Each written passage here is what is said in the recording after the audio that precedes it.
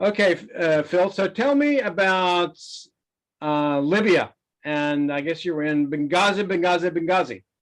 Yes. All right. Yeah, I went to Libya in 2019, just before COVID started. Right. I was offered a position at the Bengazi European School, which was also known as the Greek Community School of Benghazi. It was founded in the 1970s for the Greek community there, which was actually quite large. So the owner of the school and the head of the board were both Greeks, ethnic Greeks who are still there. Although most of the Greek community has fled, they fled after Gaddafi was overthrown. Gaddafi actually protected the Greek community and protected them as a minority, and they thrived. Mm-hmm. But once Gaddafi was overthrown and the radical Islamists under Daesh, ISIS, Al Qaeda came in and took over, they were targeted as Christians. Um, as you know, Benghazi, along with the rest of Libya, was an Italian colony. So the Italians they had a cathedral there, a church, they had several other small churches. And what ISIS, Al Qaeda, Daesh did is they targeted those structures. They targeted the people who went to those churches and had mass and such. There was a Greek Orthodox church and cathedral as well. So the Western foreign communities that were non-Muslim either fled or killed. So God. it was actually under Gaddafi a fairly tolerant and accepting society. But once Gaddafi was overthrown, the radical Islamists were very brutal and vicious. So yeah, it was tough. Yeah. So, but you did not arrive until after Gaddafi was gone. Correct. Yeah. So what had happened was in the You interim arrived in 2000 what? 19. In 2019. Okay. Yeah. So And you were there until 2020, 20. just a year. Yes. Okay. Yep. So what had happened like 2 years before, from 2017 to 19, basically local militia groups, insurgent groups of Libyans rose up against the ISIS, Al Qaeda, Daesh guys, the guys that were responsible for killing the ambassador, the Benghazi Council, all that, Right. and pretty much wiped them out. They eliminated them. Mm-hmm. And your average Libyan, the Libyans under Gaddafi and such, were very well educated and tolerant. And many of them had lived and worked in the West, in UK or Ireland or Italy, strong ties to Italy and Greece. And they were really actually a tolerant bunch. They weren't fanatics. They weren't really overly religious. Right. And they intermingled with Westerners and such. And they didn't push their religion on others, and they didn't force others to be like them. In many ways, almost like UAE intolerance. The West gave Gaddafi a bad rap, but he was a secular socialist, pretty much. He himself was religious, but he didn't really force it on others and push it so much. So after he was overthrown, things went downhill because the country split and various factions vied for power. And you ended up having a faction in the East and a faction in the West. So you had in the eastern part of the country an American-sponsored guy, Khalifa Haftar, who had become a U.S. citizen. He was a Libyan general who was captured in the 80s in Chad. Mm-hmm. He was rescued by U.S. Special Forces and brought back to the U.S. basically as a CIA asset.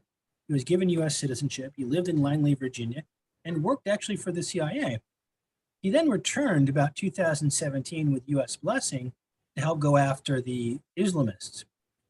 And once he kind of led a faction called the Libyan National Army, and they crushed them, then he kind of figured, hey, I'm here. I'm going to be boss. Right. And so he named himself Field Marshal and called himself self-styled president. And he basically cut his ties with the U.S. But his faction in that part of the country ended up getting support from Egypt, the UAE, and Saudi Arabia, as well as France, and to some degree the U.S. Eric Prince and the Blackwater guys also helped out.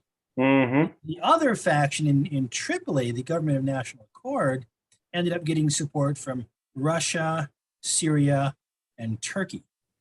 Uh-huh. So there ended up being a civil war there And the UN basically froze their assets, froze their money, and put an embargo on any oil exports and petroleum exports, which is their big source of money. So Right. the Libyans felt they never were able to really gain the benefit of Gaddafi not being there.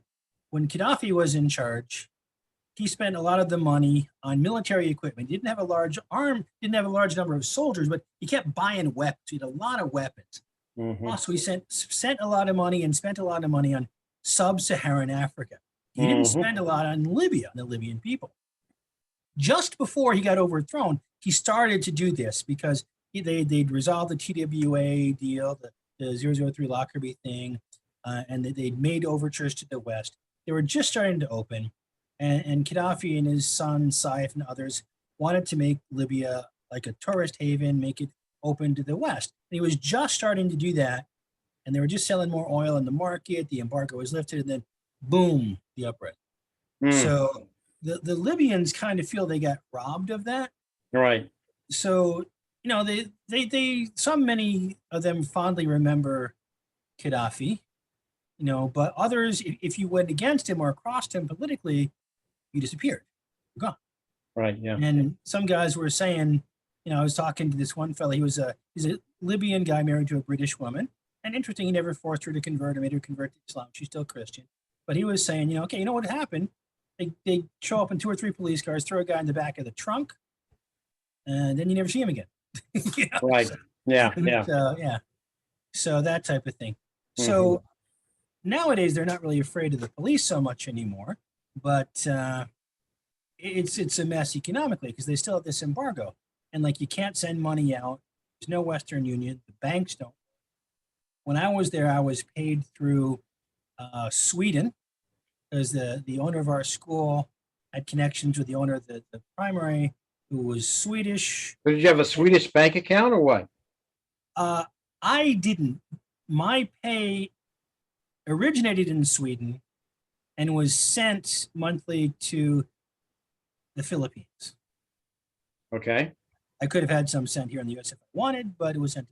Yeah. Yeah. Mine and Maria's were sent. Yeah. Yeah. Yeah. But you couldn't send by Western Union. You could send nothing from Libya. And you earn money. If you earned Libyan currency, it was worthless. You couldn't really exchange it. So was there big fees on transfers or anything like that? Well, not for us because they did it for us as part of our compensation Right. at the school. But I did have some black market dealings, so to speak. One of the guys at the owner of the school wanted me to help out, tutoring some English. Was a bank executive, and he wanted me to help him with his English because he wanted to immigrate to the U.S. But he helped me with some black market money conversion just before Christmas, so I had some extra money in our pocket. Portion of our salary was paid in Libyan dinar. About 30%, 70% was in euros, which was sent from Sweden to the U.S. So, yeah. We had some expenses there, like we had free housing, free internet. Right. We had to buy our own food and stuff.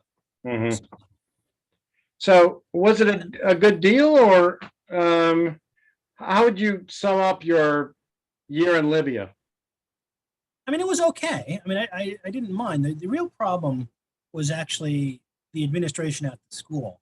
And in Maria's case, the principal at the primary school was a real horrible woman, a British woman, but married to a Greek guy. The Greek guy was totally cool, Yanni. He was like totally cool, but the woman was a total bitch on wheels.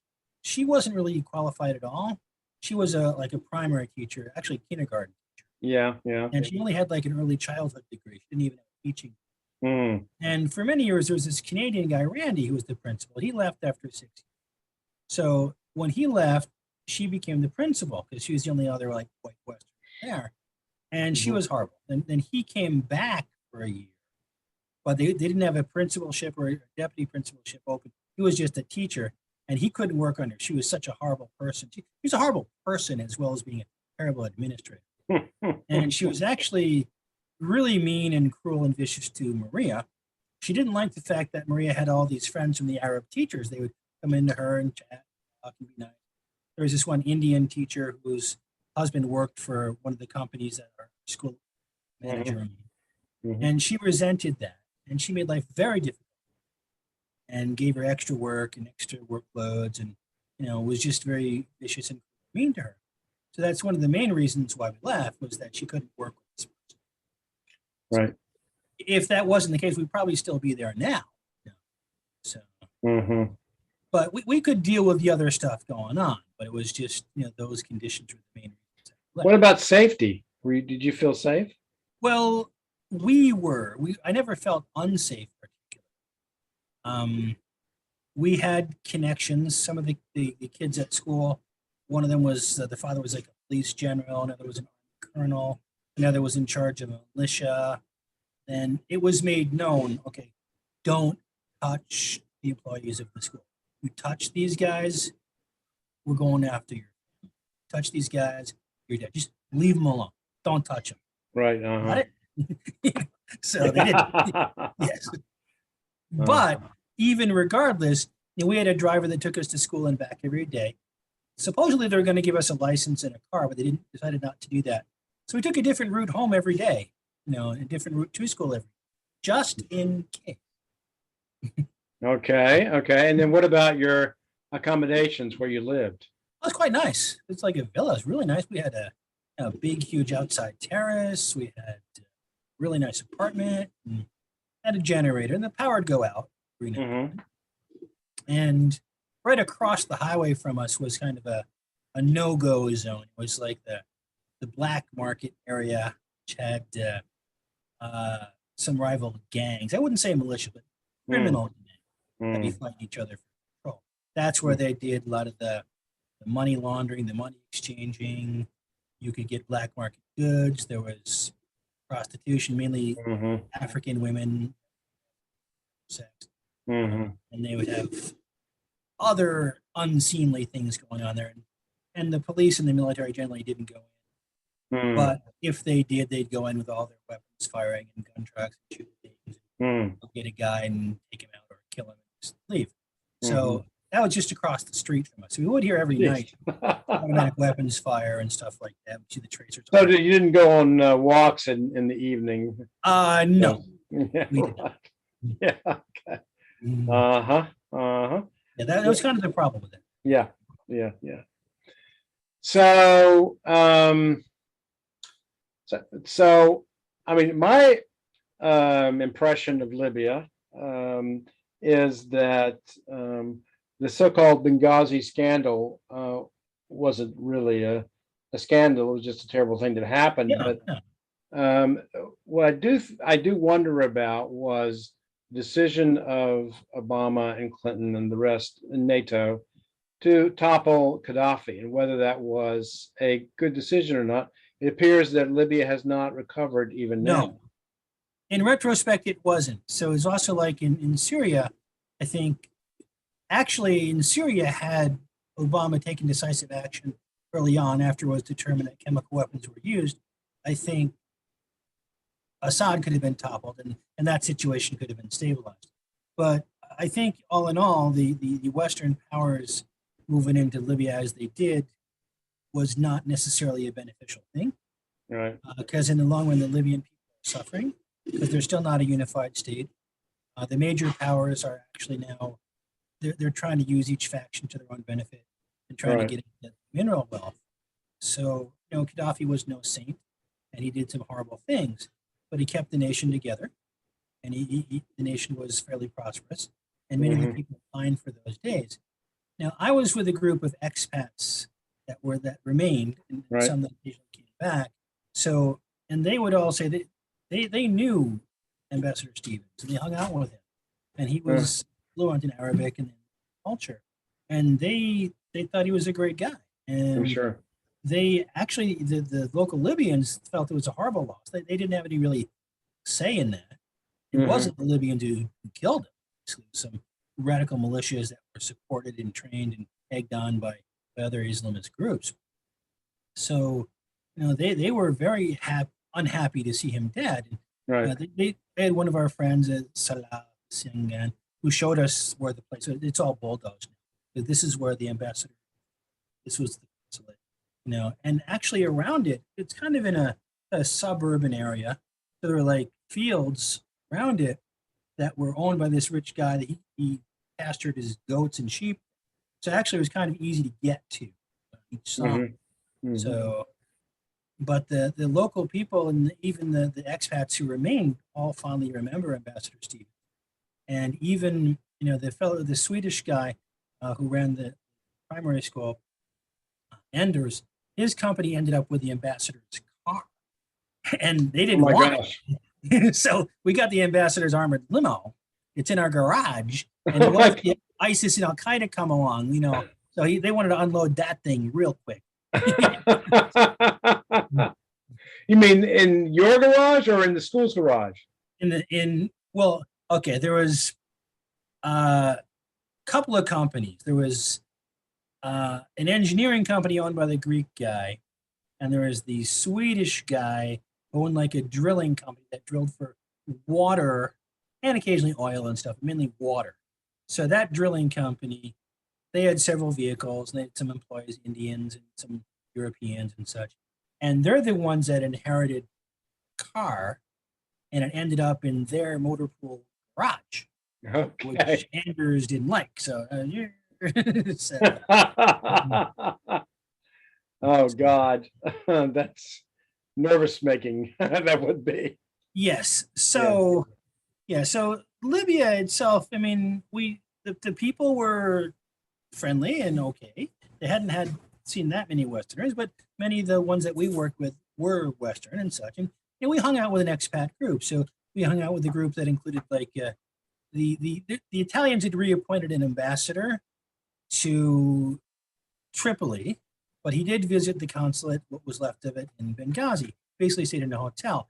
He was always followed around by a security guard who was an ex-San Marco Marine, who always had a pouch which had a satellite phone and a Beretta pistol in it. And he never drank. The only other guys who always drank, the ambassador. But this guy, never. He was totally cool. He knew English pretty well because he worked with the U.S. Marines and the British Royal Marines and stuff. But he was totally focused on keeping the ambassador safe. So we met him. There were some pilots we met, some Greek pilots mainly, who'd worked for the local airlines there. One guy was a former Greek Air Force pilot. And he was training some of the local pilots. And these were cool people to hang out with. And then we had this one guy who was retired. He was a medical doctor, got his degree in the UK, working. His daughter went to school at our school, but then went to the UK in Cambridge, and she works for the UN now. She came back. So there was a really cosmopolitan group of Western expats, very similar to the people we would have met in Abu Dhabi. Yeah, right. This was the group that I hung out with, and we'd have a party like every weekend and they would have drinks freely, alcohol. And what about getting the alcohol? Where would you get it? Either the pilots would bring it in, or the diplomat daughter or stuff. The real stuff. We made our own basically. Everybody was making wine or that clear booze. Anders made a lot of it, and he'd bring it over like, "Hey, Phil, I had that bottle," like big liter bottle. Hey, so you mix it with orange juice or pineapple juice or whatever. Yeah. And some of the wine we made was pretty good. Didn't get beer much, but wine and the clear booze and the stuff that was brought in by the pilots. So we never had a lack of it. Because some of these guys, they make a whole huge jug of it, or well, in Saudi Arabia, I think they'd make bathtubs full of. Yeah, well, they did when I was there. Yeah. Sadiq. Yeah, Sadiq. Right. Yep, and in Kuwait too. Yeah.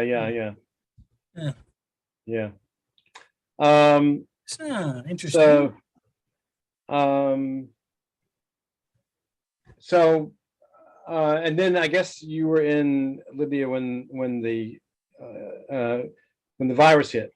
Yes. And so how did that change things for you? Well, that wasn't good. Yeah. And basically, we came back from the Philippines, went to the Philippines for Christmas, and we got back around January 3rd. And about a couple of weeks after that, COVID started. We didn't really know about it, but they closed down the airport Benina Airport in Tripoli, in Benghazi, it's Matiga Airport. And because of international travel restrictions that were started, and it never opened until we left.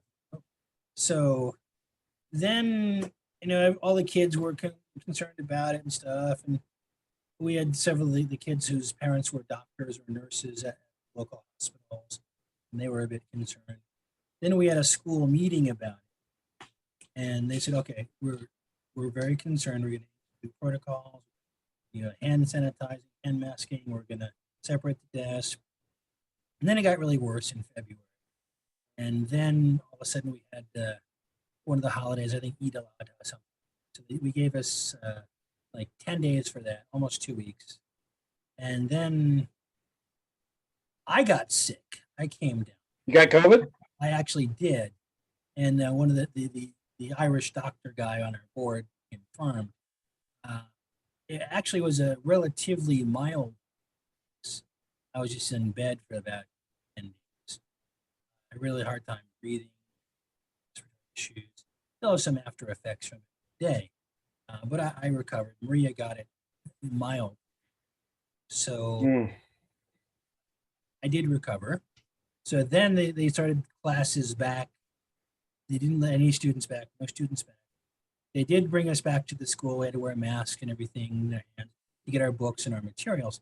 Then they set up online lessons. So we started everything, all the classes by Zoom distance. We did that to the end. We even did our exams, the GCSEs and the A-levels online. We had a very good security. We got approved by the British for that. And we'd seal the exams in a double envelope. Kids would come and pick them up. We'd have to get them signed. They'd have to be back within like 15, 20 minutes in front of us directly, open up the envelope, take it out, put the other envelope up. We have to watch them, write all that stuff. Nobody else in the room. Then when they were done, we had to see them seal it, put it back together, seal it, and then bring it back to us. They had to be back within like 20 minutes to a half hour max, depending where they were located. Or else we give them a 0. So it worked, and it was approved by the Cambridge, CIE, and Pearson. That's how we did our exams. But getting out, we were stuck because the airport was closed. And then I found I had to get a visa to go to the Philippines. Because American citizens, you went to for Love's wedding, right? And Right. you didn't need a visa or anything as Americans. But then all of a sudden, Duterte said you could have a visa. So I had to apply for the visa at the Filipino embassy in Tripoli, which was still open. And I was going through the process, and all of a sudden, just as I was about to get it ready, we were going to go there and pick it up. They closed the embassy and didn't issue the visa. Oh my God. Yeah, they sent me an email. So, oh, great. Okay. So then I had to figure out what were we doing. So then we figured out that we got out through Tripoli. The Arab League brokered some kind of ceasefire for the two warring factions, and they brokered this corridor between Benghazi and Tripoli. So we could drive there, but you couldn't drive along the coast road, which is the quickest, most direct route, because the two opposing armies were still facing off and fighting each other. So we had to drive down south. There's one of your Salukis, I see. Down south, Oh yeah. Sahara Depression, then across the Great Libyan Sand Desert, and then up north into Tripoli. And it took about 20 hours. Mhm. We had to bring our own gasoline. We had to get the jerry cans full of gasoline. We had to stop in a couple locations, just pour the gas in, from the cans. Yeah. That was quite an event. And God. when you do that, the gas spills all out, gets all over you. Right. Yeah. So that was lots of fun. And we could stop at multiple checkpoints by both sides. Maria sat in the back with a hijab. Didn't say the driver said, "Don't talk. Don't say a word. Don't look at them. Just look down. Don't say a word. I'll talk. I say everything." So we got through. We eventually got to Matiga Airport in Tripoli, which had actually been attacked and shelled by Haftar's forces. And you could see, hulks of burnt out aircraft on the tarmac, and hangars had been blasted with rocket shells and mortar shells. And the main terminal had been hit a couple of times. So we eventually got out, and we got to Istanbul. Then went from Istanbul to Warsaw, then Warsaw to New York. So that Wow. was it. Yeah. Wow, what an adventure. Yeah, that was fun. Lots of fun. Well, spoken like a true expat. That was fun. Yeah. I'll do it again. Yeah, yeah. Well, other people might say that was a nightmare. Well, before we got there, they had a hard time getting our visa. So we were in Greece for about 15 days. And that was not bad. They paid for the hotel and they paid for some tours for us. So we went to see the Theater Epidaurus. We went to Corinth and the Corinth Canal. We went all around to Oracle of Delphi, Oh, great. Delphi Yeah. Museum. Then we spent a couple of days in Athens. We saw the Parthenon Museum, all the old part of Athens. So yeah, I had a great time in Greece. Yeah, I bet. Yes. I bet. Yeah, yeah, Yes, yeah, you yeah. know, I was like the stick to get us in. Yeah, come on, man. Right, yeah. So Oh, but you're boy. stuck in Libya for a long time, so come to Greece. Yeah. Right, yeah. Yeah. Yeah. So that's good. So it was interesting, all in all. But the Libyans feel in both sides that they're being manipulated now as part of a great power struggle between the major factions, between USA and Russia on one side, and their proxies, Saudi Arabia, UAE, Turkey. The UAE's pumped a lot of money and a lot of equipment into Haftar and his forces. And why does the UAE have an interest in that? Well, they want to stop. They're not too big on Turkey. They don't like Turkey. Right. Yeah, I And knew also that. Russia and Syria. So Russia sent mercenaries, Wagner Group mercenaries. And also Russia flew in about 1,500 Syrian mercenaries. There's not many Turkish soldiers on the ground, but the Turks have been using drones and aircraft for bombing. And there were a couple of times that we did hear aircraft fly over Benghazi, and they appeared to be mirages, which were unmarked. I'm not sure what faction they were from, but there was time where the power plants were bombed outside Benghazi, so our power went out. But we had generators, so we never really had a problem. As soon as the power went out, they'd go down and turn on the generator.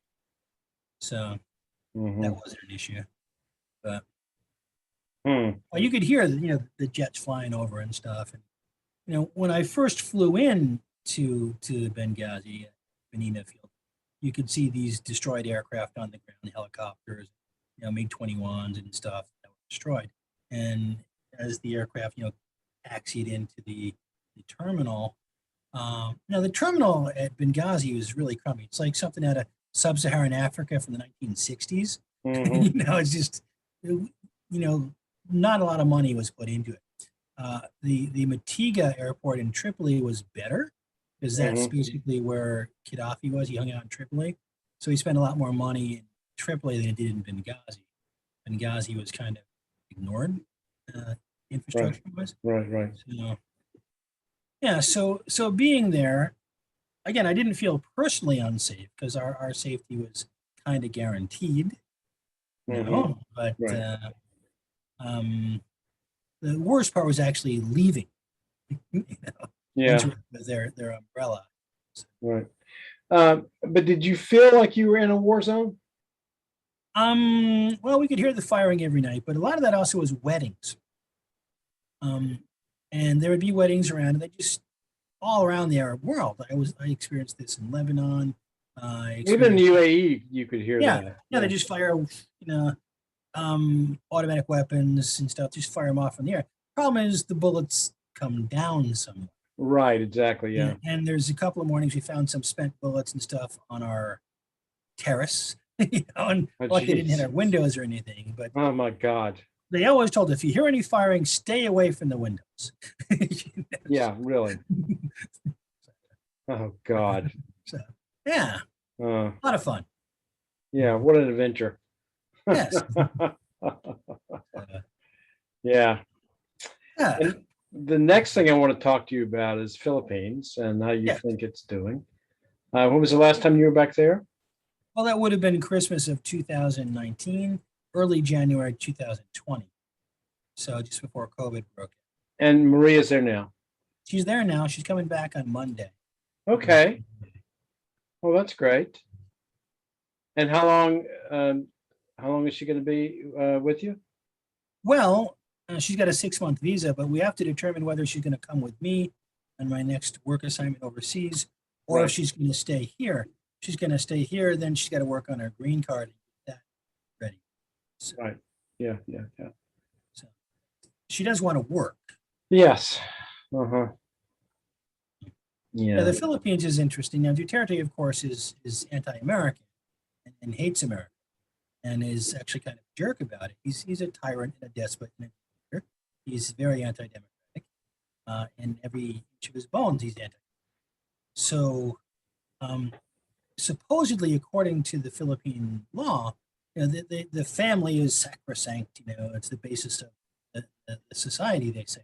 So, in June of last year, they did make a recommendation saying that spouses of Filipino citizens could come to the Philippines, male or female, whichever gender spouses of citizens could. And however, now this was passed by the Senate and Congress, but Duterte directed the foreign ministry to make it as difficult as possible to issue visas to Americans wanting to come back. Mm. And why is that? Because he's an asshole and a jerk and hates Yeah. Americans. Mhm. So basically, I applied 4 times for a visa to come to the Philippines from the consulate in New York and was rejected 4 times. Mm. And each time they didn't give me real explanation or tell me why.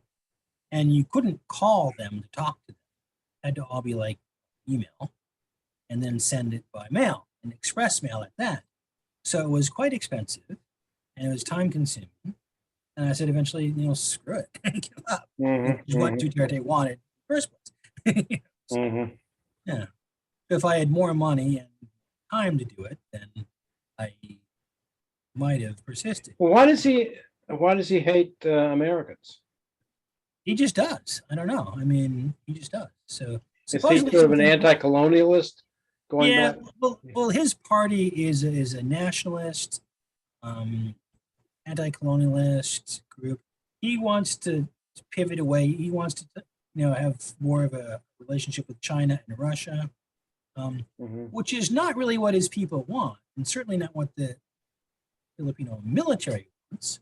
So, he basically totally ignored the International Hague Tribunal ruling about 9-line Chinese ruling in the Pacific, the South China Sea, etc. He totally ignored that and didn't pursue it at all, and wanted to cozy up to Xi Jinping and Putin, and wanted to get in with them, Mhm. but he didn't entirely realize that the Filipino military has had Mhm. long ties with the U.S. military. Many of Right. the Filipino officers have graduated from West Point or Annapolis or the Air Force Academy. They've served with the U.S. forces. So they immensely prefer the Americans to the Russians or the Chinese. So is he had to there, pull you it. think that there is a chance there could be a coup? Too late now, because he only got one more year to go. But if there was to have been one, it probably would have been around 2018, 19. But now it's too early. Mhm. Although a list was promulgated though that of those who were supposedly coup plotters. And interestingly enough, this Filipino Olympic gold medalist Heidi Lynn Diaz, who's a sergeant in the Philippine Air Force, was on that list. She never was actually, but they put her on that. Oh my gosh. Yeah. So yeah. So she had to get Huh. her name cleared. Wasn't me. Uh-huh. Uh-huh. So Yeah. junior officers and enlisted men who were on that list ended up like disappearing, and their families were some of them Mm. disappearing. Mm. The senior officers were generally okay. Didn't Mm. mess with them, Mm. but he wanted to send a message by getting some of the junior Right. Um, well, it's a sort of a family question that I have is that I'm sort of interested. I've been doing getting DNA, my DNA checked, and other family members, and I'm very interested in what my Filipino grandson DNA is, and but maybe it's a little bit of a sensitive subject. Love says, I hope there's no Chinese in there. Well, there probably is. I mean, there's That's right. Chinese. Yeah, there's many Chinoi there. I mean, that was going back to the 16th century, even the 14th and 15th. There are large Chinese communities throughout the Philippines, even before the Spanish arrived. And after they arrived, they set up trading posts in Manila and all around. So there's actually a lot of intermingling. And you see names like Lim and Yap, Hong and Ho. These are obviously Chinese names. Right. They're Chinoi, Chinese Filipino. Yeah. So they're Filipinos. I mean, they have Filipino language and culture. Right. But they're intermixed with the Chinese. It's quite common. Right. Yeah, my DNA is not that surprising, except it's mainly Northern European. Except what's surprising about it is the number of African American cousins I have. Well, old habits die hard back in the day. Jefferson, Sally Hemings, Yeah, right. That was not an uncommon thing. It was such a scandal when it came out, but it was extraordinarily common, I think. Yeah. Oh, yeah, absolutely. And just the nature of slavery. I mean, oh yeah, there's this one African American woman, I think she's a professor at Vanderbilt, very light skinned, and she goes, "My body is a testimony." Oh, that's right. That was a New York Times piece. Yeah. Uh-huh. Which is true. Right. Exactly. Yeah. How'd she get that way? How do you think? Right. Yeah. Mm-hmm. That was one of the nature, the issues of slavery, so, and one of the cruel injustices that was terrible. Yeah. So. Well, that's right. And then we're just now beginning to, as a society or as a Southern culture, I guess, beginning to grapple with that. I mean, it's only now that the myth of the lost cause is becoming a kind of scandalous, or if you want to talk about how great Robert E. Lee is and all that, well, sorry, sir, you can't say that no more. Good. Well, he owned slaves. Oh, yeah. Well, I mean, what I learned, what I was taught in school, was that Robert E. Lee, he was opposed to slavery. Bullshit. And yes, that's right. I think what he said was that slavery is a terrible institution, but a necessary one, because we have to teach the slaves discipline. Yes. And that means whipping them hard. Which he did actually himself, or directed to have happened. Right. So there's documented evidence of this. Just before the war, when a woman and a man ran away from the slave, they were captured just near the Maryland border and brought back. And he ordered them to be stripped naked and then whipped. He himself did not participate, but he directed one of his overseers to do the deed. Well, even George Washington, he pursued in the 1890s a couple of runaway slaves, husband and wife, into New York, and used the fugitive slave law to get them back. Yep. Yes. So, amongst the great injustices of the U.S. and the constitutional system, the Fugitive Slave Act, and again, of course, another thing you've got, the Dred Scott decision, with Roger B. Taney, a Marylander, slave owner, said that, white man has no rights that a black man has no rights that a white man is bound to respect, and that black men can never be citizens because they're black. They're never intended to be.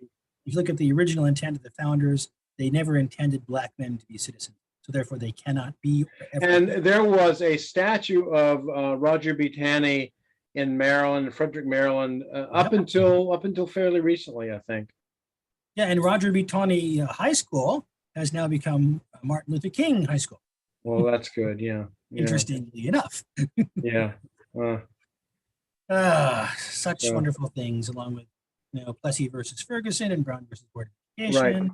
Right. All that. Yeah. Wonderful things. So we're still grappling with our history, but in some ways, at least we're grappling with it. I mean, the UAE is not at a stage yet where it can grapple with the dark side of its history, and I guess a lot of other countries aren't either. Yeah, and what the UAE is doing now, though, is getting involved in Yemen, getting involved in Libya, Yeah. is really sullying its reputation. It's also costing lots and lots of money. So it's costing them tremendous fortune. So what's happening is things are getting more expensive. You know, just as when you and I were there, they had the residence card. You know, they didn't when I first got there, and they're trying to charge the expats money. You know, Yeah. there's this whole pool of expats. Get some money from them. You know, which was going to support their wars. You know, Right.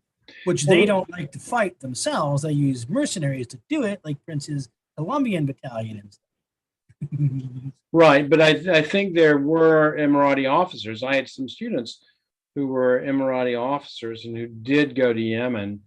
Yes. And this was they had a lot of doubts about that war, but they were not going to say anything about that publicly. Yes. You know, in any way. Well, what had happened also, for example, the Emiratis didn't want to become enlisted men in their military. So they either have Yemenis or Omanis or Egyptians or Palestinians be the ground troops, the soldiers. Right. But the officers would be all Emirati. And Right. so they would lead these troops. They would have some small units, like some special forces units and such, Right. that were actually Emirati, but they were very small, maybe 30 to 50. Right. Exactly. And they did use them in Afghanistan. They'd all be like warrant officers. And I think they hired Colombians too. Yes, so Eric Prince and his group hired a battalion of Colombians, Right. Yeah. trained them just outside Abu Dhabi there, and then sent them off to Yemen. And the Colombians were a bit befuddled by that. Why'd you send us here? What are we doing here? So they Right. kind of mutinied and refused to fight because they were being told to burn villages. They didn't want to do it. We didn't have paying Right. us enough. Right. So, Eric Prince is kind of a slimy guy. yep, and he got involved also in Libya as well, supplying weapons and equipment. Mm. You know, his kids went to the American school. And Alex didn't know him, but some of his friends knew him, and said one of them was a real asshole. But No doubt. yeah, Well, just look at Betsy DeVos, his sister, and all that. right. Yeah. I'm so glad they're out of power. Yes, good. Right. Yeah. Yeah. So, yeah, interesting. So, Philippines, UAE, interesting threads there. So, Yeah. Well, I'm going to start recording in a couple of minutes, I think, but that's all very interesting. And then I want to talk to you maybe next time about sort of globalization and what you think is the future of globalization. I mean, it's sort of like been on hold because of the pandemic and declined a lot because a lot of people couldn't go anywhere. Yes. And so I don't know if this is a turning point and a new era coming up or of nationalism or. I don't know. We're seeing shortages in goods and supply chains. I think they were interrupted to a degree by COVID, but they're resuming. Although if we see a resurgence of this Delta variant, that might put a hold on.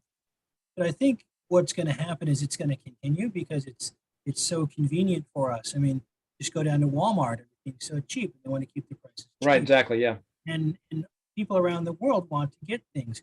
For example, when I was in China and Shanghai, I could get beer from an upstate New York distillery, Saranac beer from FX Met Brewery in Utica, which I was, wow, that's great. I could get German beer, Polish beer. I could get food from Germany. And I could get Kraft macaroni and cheese. I could get all sorts of stuff. Right. So that means that globalization is alive and well. And when it was the second year I was in China, I didn't go from the Philippines. I didn't go directly back to Shanghai. I took another trip around like Guangzhou and stuff, the seaport south of Shanghai. And coming into the airport, I was utterly amazed at what I saw at the waterfront. There's these massive, miles upon miles of docks and cranes and these huge container ships. and just the extent of the international trade and commerce. And that was all goods being made in China, exported to the rest of the world.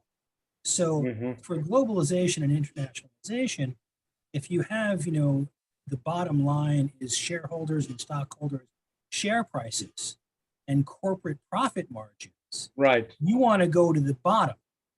Yeah. Now, you want to get the cheapest price you can get.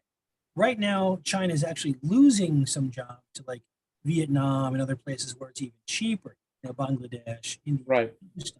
So it's a global race to the bottom for wages and to drive prices down. It's not necessarily benefiting the people who make the products. So some of these factories in China where these products are built, like for example, the iPads and iPhones are nothing but really almost prisons, factory prisons. Right. Yeah. Where there's slave labor almost, where you get very poor people from the provinces who are very desperate, and they need to make money to support their families. They do whatever they can. They work 60 to 80 hours a week, very seldom paid overtime. Right. Female employees are sexually abused or forced to, prostitute themselves to the big wigs and stuff. They're terribly exploited. And within China itself, it's like robber baron capitalism. There's really no worker protection. Supposedly communists, but communists in name only. They have socialism with Chinese characteristics. So their goal now is to make money. And exactly. And there's a state huge capitalism divide between the rich and the poor, and the wealthy and the non-wealthy. It's massive in China, which could eventually lead to problems. But right now they're trying to buy people off with, subsidized food, subsidized booze, cheap apartments, all that stuff. And standards of living in China have improved, I think, pretty dramatically, haven't they? Quite. Although there are certain areas that are still very, very poor. Some of the rural provinces, those up near, Mongolia and up the Russian border and stuff, are still very poor. Now, the center core, the Han core, is doing well, and some of it has phenomenal growth. But there are still areas like Xinjiang and the border areas with Vietnam and the border areas with Mongolia and Korea that are really quite poor. And they're a labor source. So those poor laborers go to the cities, and unless they're working for it's like in like the kafala system in UAE, unless they have a job and they're working for their employer, the employer provides them housing and food and such. They can't get married, they can't have kids, they can't send their kids to school. So you have a large number of these poor people that go to the big cities like Shanghai, Beijing, etc., and they have to have a local residency permit card. If they don't have that, they can't rent an apartment, they can't send their kids to school, they can't go to a clinic. They have to go to the clinic of the factory clinic and the factory housing. There's no factory schools because they're not supposed to have kids. So, wow. So you've got this dichotomy there within the system that exists of cheap labor and the wealthy ones that benefit from it. Right. So there, the wealth gap, but the gap between the very rich and the very poor in China is extraordinarily great now, isn't it? Yes. And that's why they only have the largest bill they have is like the 100 yuan or RMB note. But people get paid in salaries of thousands of RMB. So they don't want to make 1,000 RMB note or a 500 RMB note, because that might cause problems and discrepancy with like the wealth in the provinces and things. So right. The Communist Party made a critical choice. They're not going to print those larger bills. Would you say that the wealth gap in China is as large as in the U.S., larger? Or it's larger in certain areas, although the U.S. wealth gap is growing larger than it ever has been, larger than it should be. Exactly. So there still is a social safety net here to a degree, and even the very poor can go and get treatment in hospitals. The very poor can send their children to public schools that don't cost them anything. So although they might be the best quality school, and we can move around. We have this social mobility within the nation. If you're a citizen, you can go anywhere you want, job, look for work, etc. That's unlike in China, where you really can't, because the provinces control things and they control it with a residency card. It's kind of like the kafala system in the UAE and the Gulf. You can't change jobs readily. You can't move readily without the approval of your employer.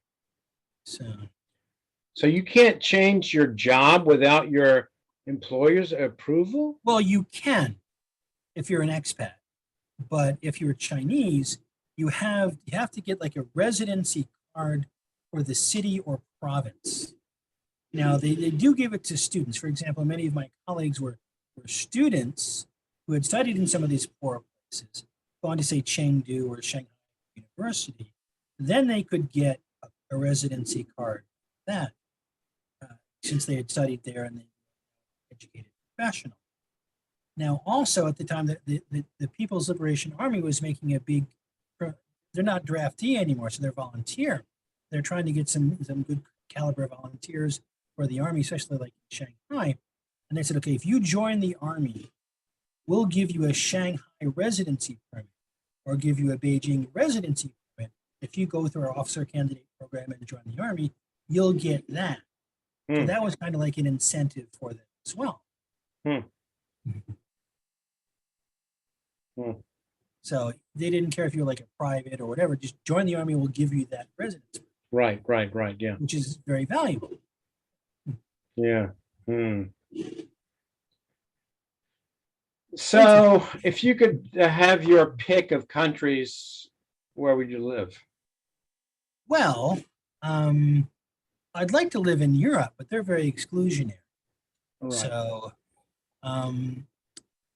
Canada is quite nice. I don't like the USA these days. I really hate what we've become because of this huge political divide, this manufactured hostility between political factions, and also the fact that we do have this growing discrepancy in wealth, which is only getting worse, and also our social justice issues, which have always been there, but are now more becoming before since George Floyd's murder. So I do say it's a murder because the policeman got convicted of murder. So. But there's also a new generation, I think, of voices coming up that giving us new perspectives on African American history that we haven't had before, and all this is good. But I don't know. It may create a kind of frustration if we can't. Well, because our political system is so polarized, it's so stuck that you basically have a U.S. Senate where I think I read something that 80% of the people are going to be living in 15 states. Yeah. And so 80% of the people are going to be represented by 30 senators. Yeah. Yep. And so the Senate is not representative of the country at all. It's kind of biased toward the rural areas. And the House is, gerrymandered to hell. Yeah. And the state legislature here in North Carolina is gerrymandered to hell. Yeah. The Democrats won 53% of the vote, but they have 43% of the state legislative seats. Yeah, because they're gerrymandered. Exactly. And it's not democracy. No. It's not democracy. No. Well, I hate to say it, I do think the Republican Party and the conservatives are not committed to democracy. Oh, no. It's now a party of autocracy, essentially. Yes. Yeah. But it's overt now. I mean, this has probably been true for a number of years.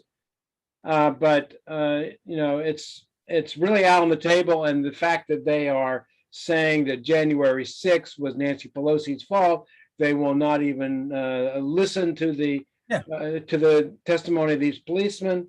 I think it's going to bite him in the ass. Yeah, it was a walk in the park. It was a tourist walk. This is just such obvious lies and propaganda. I just don't think people are going to buy it. Except the 30-35% of hardcore Trump support. Right. Even some of them, I think, are going to, particularly the ones who are policemen. Yes. Are going to say, they don't have your back. No, they don't. Yeah. The thin blue line flag they were waving. Right. Yeah. So. All right. Okay, well, thanks very much. And I have to go to Charleston on Saturday, I think, and I'll be back sometime in the middle of next week. But I'll be in touch about doing another session. Okay, sure. Let me Okay. know. Okay, All right. great. Okay. Okay. All right, Okay. see you. Bye. Bye-bye.